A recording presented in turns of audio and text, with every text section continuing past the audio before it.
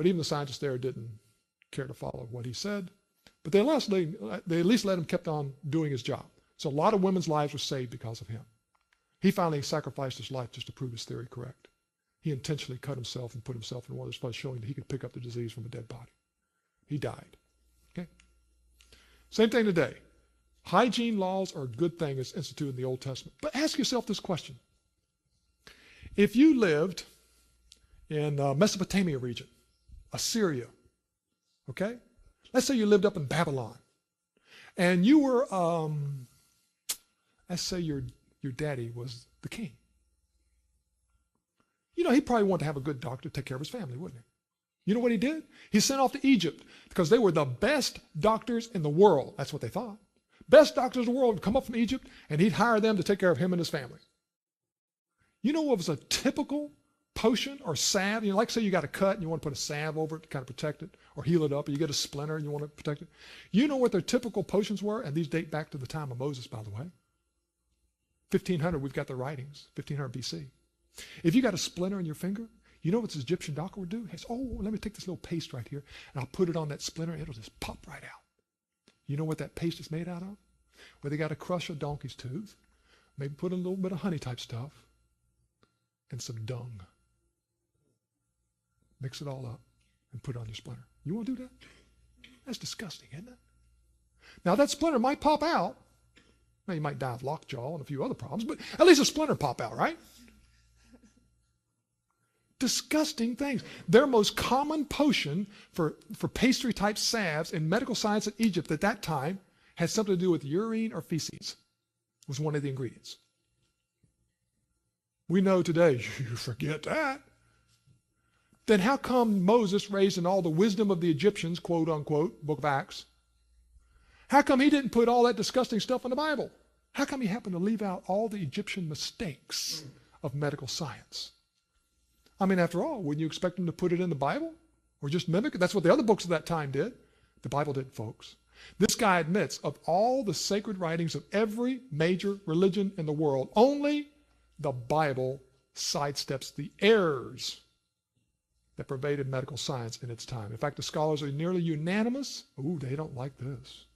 They're nearly unanimous in attributing the world's first system of sanitary laws to the precepts laid down in the first 5 books of the Bible. He promised them, you follow my laws and my statutes, I'll put upon none of the diseases. Bible was right long before man ever figured it out. You see, Bible has always been attacked by man. Take the science of archaeology, early 1800s, mid 1800s. They said Sheba never existed. No such thing as a Sheba. Remember Queen of Sheba came up and spoke to Solomon? She didn't exist. The Bible made it up. What was their proof the Bible was wrong? 0. Evolution and the people who attack the Bible are so bad, if they can't find proof that the Bible is right, they automatically assume it was wrong. Do they treat each other like that? 0 evidence doesn't prove the Bible wrong. But, fortunate for us, they now have turned around and found the remains from the capital city of Sheba. The city is called Marib. There's some of its remains. They used to also attack the Bible and say, oh no, there's no camels down in Egypt at the time of Abraham. What? What was their evidence? 0. Just because they couldn't find it, the Bible has to be wrong. No, folks. They found evidence. They even found ropes around made out of camel's hair. It dates back to 2500 BC. Hittites, they used to say even back in 1906, the Bible's wrong. There was never such a nation as the Hittites. Well, then they turned around and found the capital city. Moses, when he wrote, he couldn't have written Genesis. No way he could have written Genesis because he hadn't turned around and language hadn't been developed yet, at least a written language. Well, now they found the Rosh Hashanah tablets. Found out they're wrong. Time of Joseph, there's no such thing as grapes down in Egypt. Remember he squeezing out the grapes in Pharaoh's cup? They didn't know. They didn't cultivate grapes. Now this attack goes all the way back to the famous Greek historian. The Bible's got to be wrong because they didn't cultivate grapes. And this guy lived hundreds of years before Christ. Now, this is interesting. Let me throw this one in. Focus in on this one just a second for me.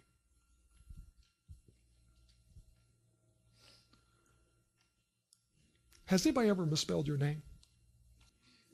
I misspell mine all the time, but that's no big deal. What is the chances of someone misspelling a king or pharaoh's name while he's alive in the city in which he reigns and on a monument made to him? They'd probably get it right, right? What's the chances of historians getting it right hundreds of years later when they read somebody wrote this or they translate it from another language? They might make a few mistakes, right? Did you know out of all the history books, I didn't say most of them, every single history book in which we can verify the accuracy of the way they spell names, or this king reigned and then this king and then this king, or this guy was the king of Assyria while this guy was the king of Egypt, them getting every single part right, forget it, man's never even come close. Man hasn't even got half of them right. Forget the spelling. The spellings are so bad on these kings, you can barely recognize their names. So how can we show whether the Bible's right or not when it mentions kings in the past? Well, when they translated it into Hebrew, they did a nice little trick. You all may not understand much about Greek, and I don't know much about Greek, okay? But Greek has a different alphabet than we do, doesn't it? That little letter called alpha, when we write that in English letters, what English letter do we use for alpha? A. Beta, B. Delta, D. That's what they did in Hebrew. They could translate from Assyrian or Coptic language right into Hebrew. Okay, what letter do they use? They just transliterate it right in. That way, if we want to go back and see how the king's name was spelled in Assyrian, all we got to do is translate it right back. And we go letter for letter right back, exactly the way it was spelled, straight from the biblical text. And we have found 29 kings, ancient kings, for which they have the monuments. So we know how their names are spelled and who they reigned in what order, that are contained in the Bible, and it's accurate beyond anything man has ever written. There is not a single mistake of one of those kings in either the order or the way they're spelled. There's only an argument on 2 or 3 letters on the transliteration.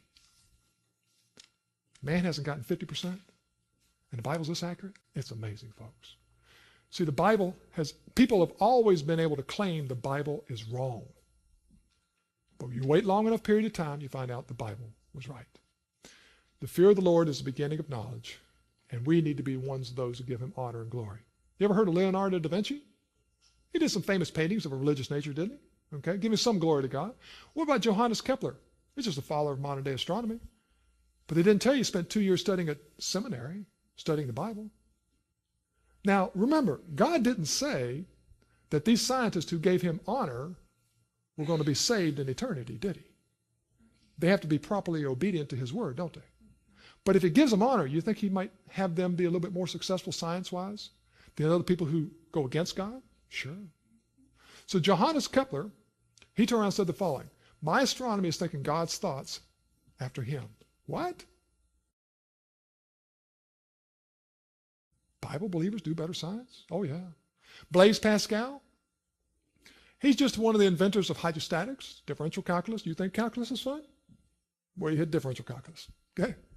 Theory of probability, he was very famous also for what's called Pascal's wager. It simply says, who can lose who chooses to be a Christian? That's what he said, folks. Isn't that true? How can anyone lose? What about this guy? One of the fathers of modern day chemistry, Robert Boyle, just before Sir Isaac Newton. He turned around and was considered the greatest physical scientist of his whole generation. But they didn't bother to tell us the following. He used to go around and teach others about Christianity.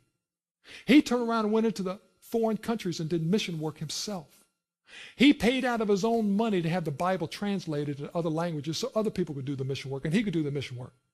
When he died, he set aside something called the Boyle Lectures. Now remember, he's a famous scientist in chemistry. The Boyle Lectures has to be about chemistry, right? No. The Boyle Lectures is about proving the Christian religion. They didn't put that in my history books or my science books. Bible believers do better science. You mean the flood geologist? These guys were actually flood geologists and started the science of geology. Carlos Linnaeus, got Homo sapiens sapien, all that Latin type names came from this guy. Yeah. Samuel B. Morse, Morse code, dot, dash, dot, dot, dash. Oh, yeah, first thing ever put out on the telegraph was Numbers chapter 23:23. What hath God wrought? He became the first person to have an artist chair in a university in this country. And he said the following: the nearer I approach the end of my pilgrimage, the clearer is the evidence of the divine origin of the Bible. William Pratt, oh, he just like fats, proteins, carbohydrates, atomic weights. And he called that natural theology.